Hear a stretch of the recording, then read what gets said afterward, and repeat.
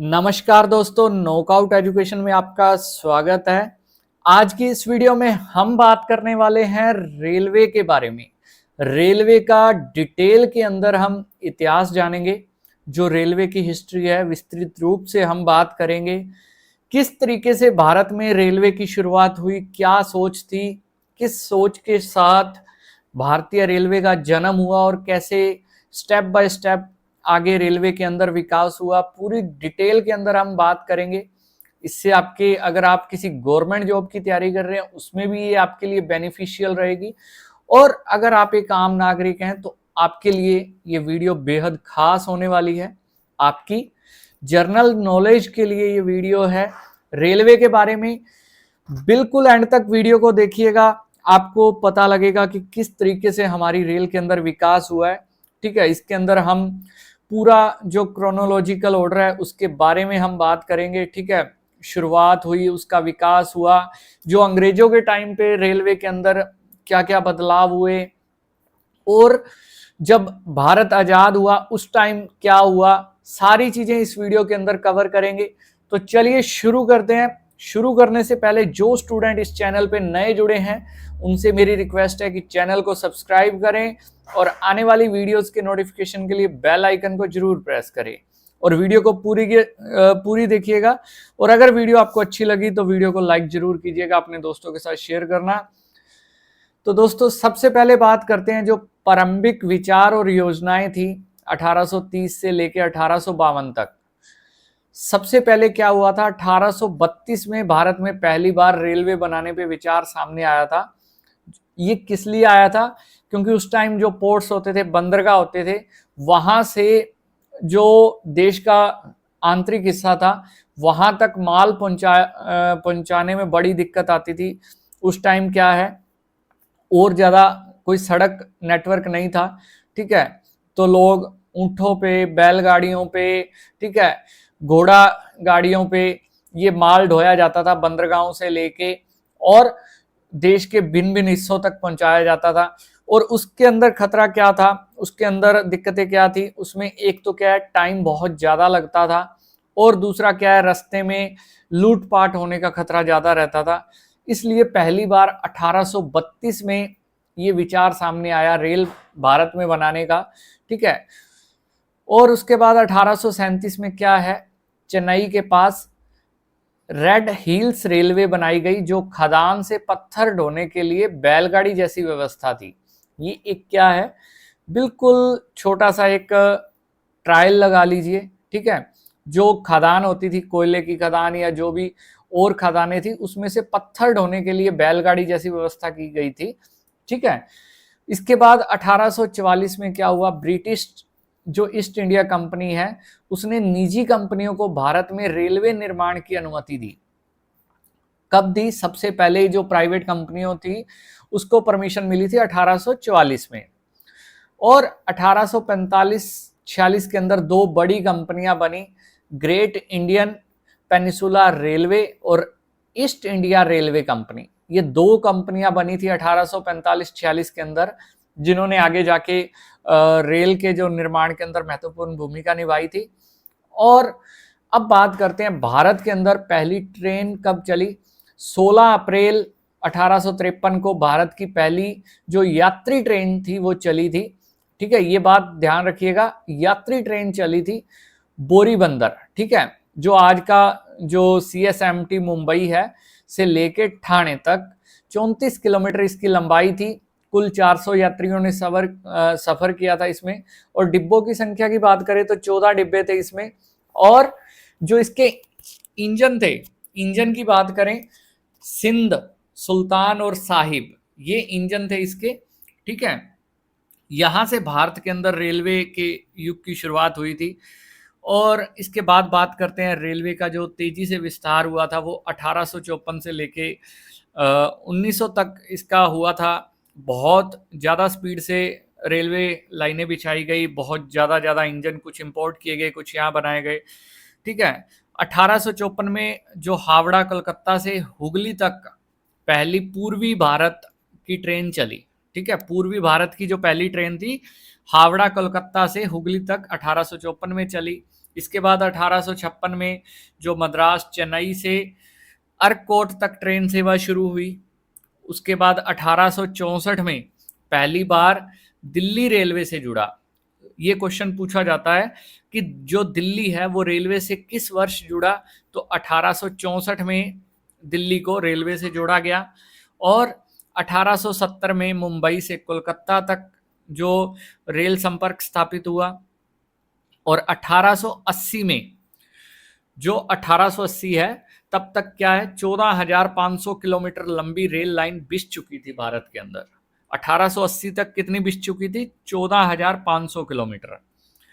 और विस्तार का उद्देश्य क्या है? इसमें कच्चा माल, कपास, कोयला, अनाज बंदरगाह तक पहुंचना, सेना की जो तेजी थी, यानी कि सेना को देश में एक जगह से दूसरी जगह जो शिफ्ट होना था, वो सब चीजें रेल से होने लगी थी। ठीक है, इसके बाद बात करते हैं औपनिवेशिक काल के अंदर जो भारत का रेलवे था। ठीक है, उसमें 1901 में रेलवे बोर्ड की स्थापना की गई थी।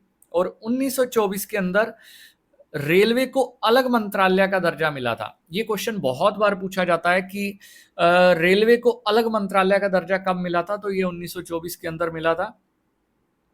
और 1925 के अंदर भारत की पहली विद्युत ट्रेन बॉम्बे वीटी से कुर्ला 16 किलोमीटर के बीच चली थी।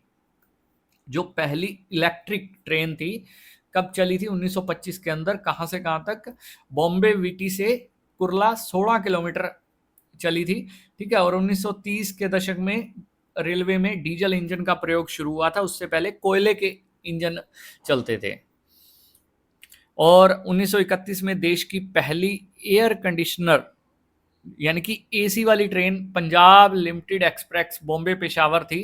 ठीक है, वो चली थी 1931 के अंदर। और 1940-45 जो सेकंड वर्ल्ड वॉर का टाइम था, रेलवे का उपयोग उस टाइम मेनली सैनिकों को ले जाने के लिए, हथियारों की सप्लाई के लिए, वो और जो सैनिक होते थे उनकी राशन सामग्री वगैरह पहुंचाने के लिए अधिकतर रूप से प्रयोग हो रहा था सेकंड वर्ल्ड वॉर के टाइम पे।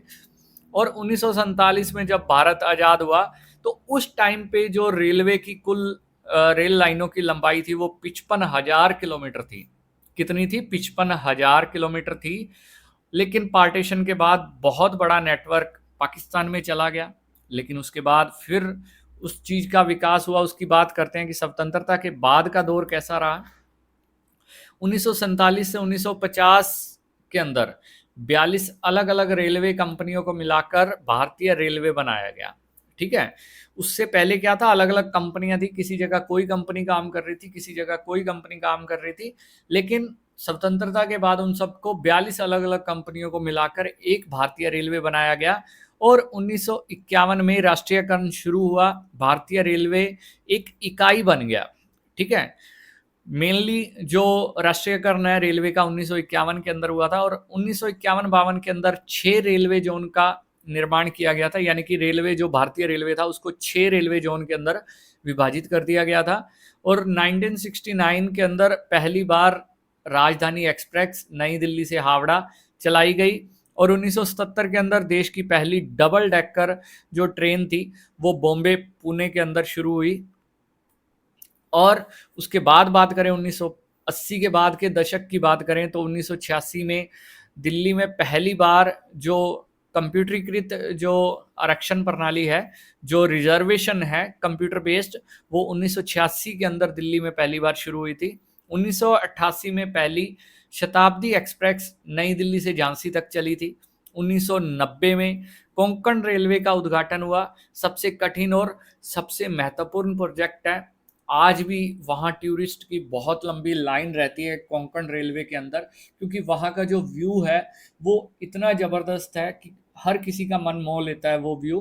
कोंकण रेलवे में कोई भी इंडियन जो इसके बारे में जानता है उसका ड्रीम रहता है कि मैं एक बार वहाँ कोंकण रेलवे के अंदर सफ़र जरूर करना है। ठीक है, और इसके बाद 1990 के बाद राजधानी और शताब्दी नेटवर्क का विस्तार हुआ। और बात करें जो आधुनिक युग है 2000 से वर्तमान तक, तो इसमें ये क्वेश्चन भी आपके लिए इम्पोर्टेंट है और जनरल नॉलेज के लिए भी आपके लिए ये पॉइंट्स इम्पोर्टेंट है। सन 2000 के अंदर जो ई टिकटिंग और IRCTC की शुरुआत हुई। 2002 में जो पहली संपूर्ण पूरी की पूरी जो एसी ट्रेन थी वो मुंबई अहमदाबाद शताब्दी थी। और 2014 में सेमी हाई स्पीड ट्रेनें गतिमान एक्सप्रेस शुरू हुई। 2017 भारतीय रेलवे ने 100% बायो टॉयलेट लगाने का निर्णय लिया। कब लिया? 2017 के अंदर। और 2019 भारत की पहली वंदे भारत एक्सप्रेस नई दिल्ली से वाराणसी तक चली थी। ये क्वेश्चन अक्सर पूछा जाता है कि जो वंदे भारत एक्सप्रेस है वो कब चली? 2019 के अंदर। और कहां से कहां तक चली? ये नई दिल्ली से वाराणसी तक चली थी। और 2023 से 25 तक अब तक वंदे भारत और बुलेट ट्रेन के जो प्रोजेक्ट हैं, ठीक है, उन पे बहुत तेजी से काम चल रहा है। और बात करें भारतीय रेलवे की विशेषताओं की, तो दुनिया का चौथा सबसे बड़ा रेल नेटवर्क है। 68,000 प्लस किलोमीटर है भारतीय रेलवे का।